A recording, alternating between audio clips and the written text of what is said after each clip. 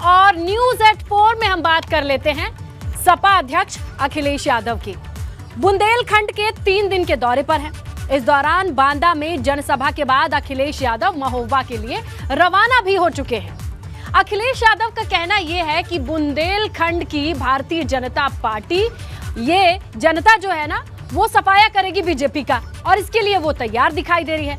अखिलेश यादव से बातचीत की है हमारे संवाददाता रतीश त्रिवेदी ने। क्या बात हुई है वो आप भी सुनिए। समाजवादी पार्टी के राष्ट्रीय अध्यक्ष अखिलेश यादव अपना रथ लेकर बुंदेलखंड में चुनावी शंखनाद कर चुके हैं। बांदा से महोबा की तरफ बढ़ रहे हैं और हमारे साथ हैं अखिलेश जी। आज बुंदेलखंड की 3 दिवसीय यात्रा पर आप पहुंचे हैं। बुंदेलखंड को डबल इंजन की सरकार ने विकास की गति दी है, ऐसा कहना योगी आदित्यनाथ और नरेंद्र मोदी का है। आप कह रहे हैं कि डबल इंजन की सरकार बुंदेलखंड आते आते फेल हो गई। जो अभी तक जन समर्थन दिखाई दे रहा है, लग ये रहा है कि बुंदेलखंड की जनता इस बार भारतीय जनता पार्टी का सफाया करेगी। जो डबल इंजन की सरकार है, आते आते डीजल पेट्रोल महंगा, खाद महंगी, खाद मिल नहीं रही है। डबल इंजन की सरकार के इंजन फेल हो गए हैं और बुंदेलखंड यही पुकारता कि इस बार भारतीय जनता पार्टी का सफाया। यहाँ बेरोजगारी बढ़ी है, महंगाई के कारण किसान आर्थिक संकट में फंसा है। बांदा में भी किसानों ने आत्महत्या की है, यहाँ भी आत्महत्या हुई है।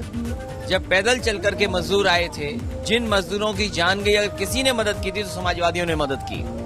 मैं जानना चाहता हूँ कि सरकार में बैठे लोग उनकी मदद के लिए आगे क्यों नहीं आए।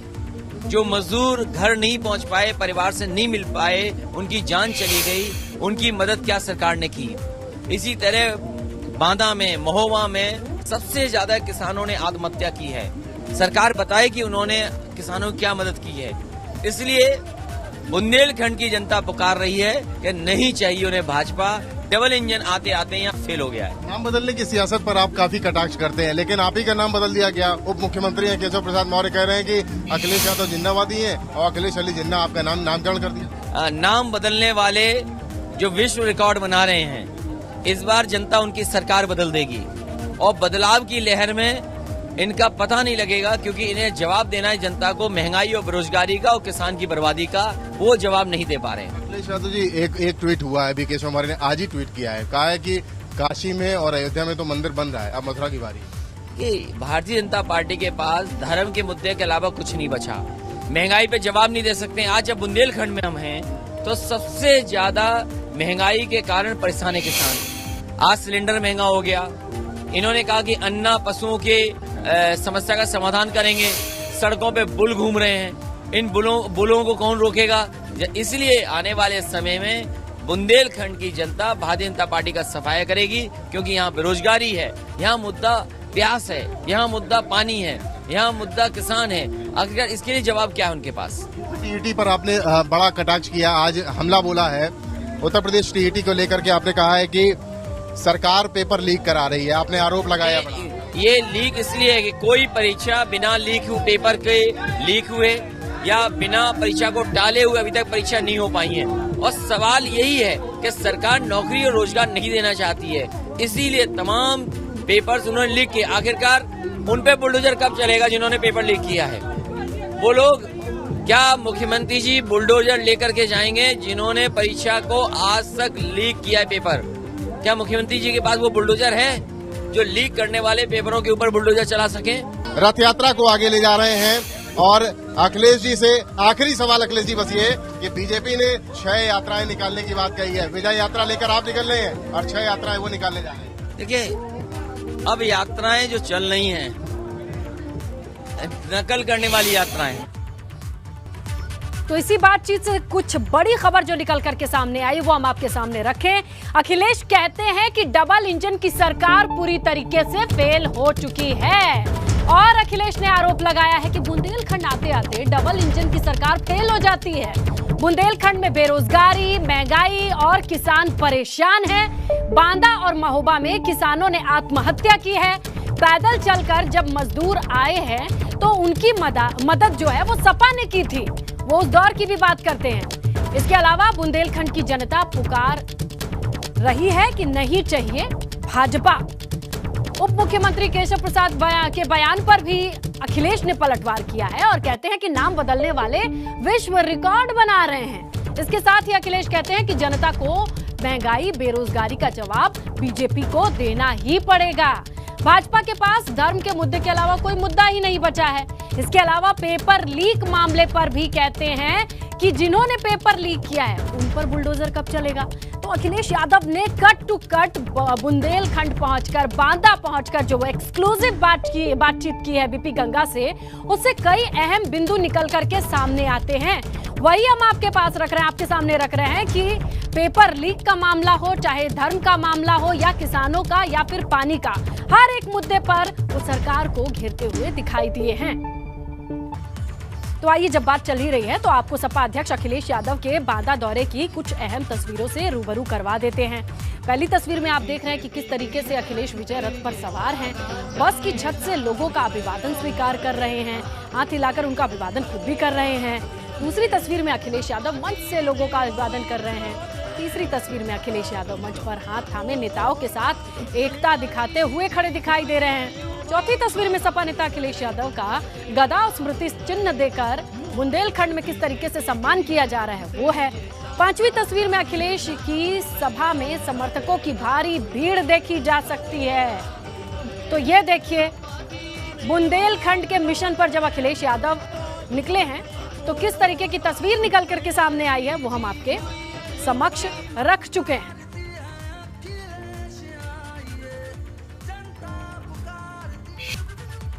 उत्तर प्रदेश के उप मुख्यमंत्री केशव प्रसाद मौर्य के बयान ने उत्तर प्रदेश की राजनीति की सरगर्मी को बढ़ा दिया है। मौर्य ने ट्वीट करते हुए कहा कि अब मथुरा की तैयारी है। तो डिप्टी सीएम केशव प्रसाद मौर्य ने अपने ट्वीट में यह लिख दिया कि काशी और अयोध्या में भव्य निर्माण जारी है, मथुरा की तैयारी है।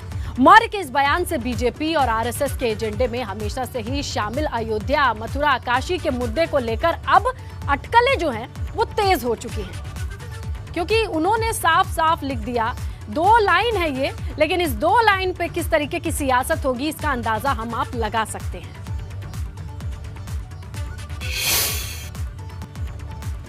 तो केशव प्रसाद मौर्य के ट्वीट पर बीजेपी का क्या कहना है, क्या सोचते हैं, वो हम आपके सामने रखते हैं। भगवान शंकर, भगवान राम, भगवान कृष्ण इस देश की धरती के कण कण में समाये हुए हैं और इन तीनों शक्तियों को अलग करके हिंदुस्तान की, भारत की कल्पना नहीं की जा सकती। इसलिए मैं मुस्लिम भाइयों से अपील करता हूँ कि वो जब एक बार हिंदू मुस्लिम भाई की बात करते हैं तो उन्हें हिंदू भाइयों की भावनाओं की कदर करते हुए भगवान कृष्ण की जन्मभूमि को पूरी तरीके से हिंदुओं को सौंप दें। तो आज से सैकड़ों साल से इसकी मांग हो रही है, तो इसलिए ये कहना चुनाव से जोड़ना और ये किसी प्रकार से उचित नहीं है। देखिए, अभी मैं उस विषय पर बोल नहीं सकती हूँ, लेकिन इतना जरूर है कि सबको सहमति से दे देना चाहिए। तो ऐसे ट्वीट पर विपक्ष की प्रतिक्रिया ना आए, ऐसा तो हो नहीं सकता। तो इस पूरे मुद्दे पर विपक्ष का क्या कहना है वो भी आप सुन लीजिए। हम लोगों की तरफ एक कहावत है कि घी ने संवारी रोटियां और बड़ी बहू का नाम। सुप्रीम कोर्ट के आदेश से अयोध्या के भव्य राम मंदिर निर्माण का सभी लोगों ने स्वागत किया, लेकिन चुनाव आते आते भारतीय जनता पार्टी के लोग अपनी हार की डर की बौखलाहट में कुछ इस तरीके से हो गए हैं कि कुछ भी कहते जा रहे हैं। मौर्य जी, मानसिक संतुलन बना के रखिए और लोगों को बताइए कि 70 लाख रोजगार कहाँ है। लोगों को बताइए कि आपके राज्य में महिलाएं क्यों अपमानित हो रही हैं। लोगों को बताइए कि पिछड़ों को उनके हक और हुकूक क्यों नहीं दिए जा रहे हैं। बाकी चुनाव के समय तो आप मंदिर की बात करेंगे ही करेंगे।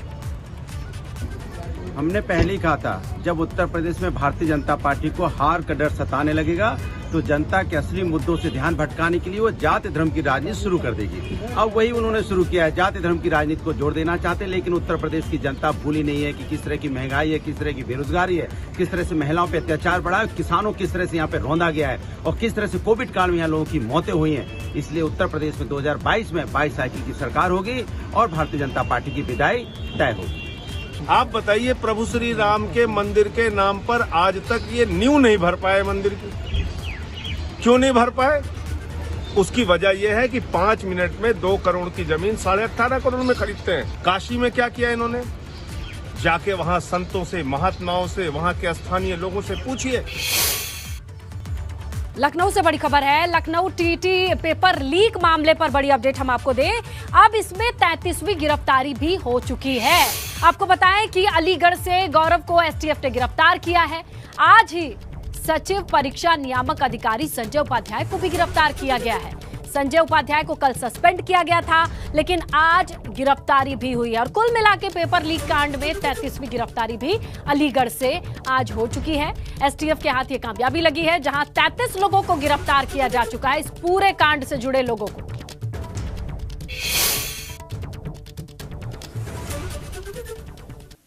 एसटीएफ नोएडा तथा सूरजपुर कमिश्नरेट नोएडा की टीम ने यूपी टेट परीक्षा 2021 के परीक्षा नियंत्रक और सचिव परीक्षा नियामक प्राधिकरण संजय कुमार उपाध्याय को भी गिरफ्तार किया गया। इनसे व्यापक पूछताछ के उपरांत आईओ इस निष्कर्ष पर पहुंचे कि पेपर आउट करने तथा परीक्षा की सूचिता पूर्वक परीक्षा को सूचितापूर्वक सफल न कराए जाने में इनकी संलिप्तता पाई गई है। इन्होंने बिना किसी सत्यापन के एक ऐसी एजेंसी को प्रश्न पत्र छापने का ठेका दिया था जो इस गोपनीय कार्य को करने में सक्षम नहीं थी, न ही इनके पास सिक्योरिटी प्रिंटिंग प्रेस की सुविधा ही उपलब्ध थी। इधर एसटीएफ के एडीजी अमिताभ यश का कहना है कि टीटी पेपर का आरएमएसएन फिनजर्व कंपनी लापरवाही जो सामने आई है, जो ताना बाना इससे जुड़ता हुआ दिखाई दिया है, इसी की वजह से ये पर्चा लीक हुआ है और इसमें पर्याप्त सबूत भी मिले हैं। टीटी पेपर लीक कांड में एसटीएफ ने संजय उपाध्याय को भी गिरफ्तार कर लिया और ये बहुत बड़ी कामयाबी है। हमारे साथ इस बारे में बात करने के लिए एसटीएफ के एडीजी अमिताभ यश मौजूद हैं। सर, संजय जी की गिरफ्तारी कहां से और कब? कंट्रोलर ऑफ एग्जामिनेशन की गिरफ्तारी लखनऊ से हुई है और इसके लिए नोएडा से आईओ यहाँ आए थे। इनसे पूछताछ भी हुई है और ये प्रकाश में आया है कि इन्होंने एक ऐसे फर्म को कॉन्फिडेंशियल पेपर्स छापने का ठेका दे दिया जिसके पास कॉन्फिडेंशियल प्रिंटिंग प्रेस या सिक्योरिटी प्रिंटिंग प्रेस जैसी कोई सुविधा उपलब्ध नहीं थी और इस कारण से पूरी तरह से क्वेश्चन पेपर्स की सिक्योरिटी कॉम्प्रोमाइज़ हो गई और इस पेपर ये सीक्रेट नहीं रह पाया। यूपी विधानसभा चुनाव को लेकर आखिरकार सियासी बयार बह रही है, वो कैसी है, लोग क्या सोच रहे हैं, किन किन मुद्दों पर बातचीत करते हैं जब वो इकट्ठा होते हैं, ये समझने के लिए ये जानना जरूरी है कि आखिर चल क्या रहा है। इसीलिए हम आपको लिए चलते हैं मेरठ, हमारे सहयोगी सुधीर चौहान के पास, जो सीधे लोगों से बातचीत करेंगे कि पूछेंगे, समझेंगे 2022 चुनाव से पहले उनके दिल और दिमाग में क्या चल रहा है।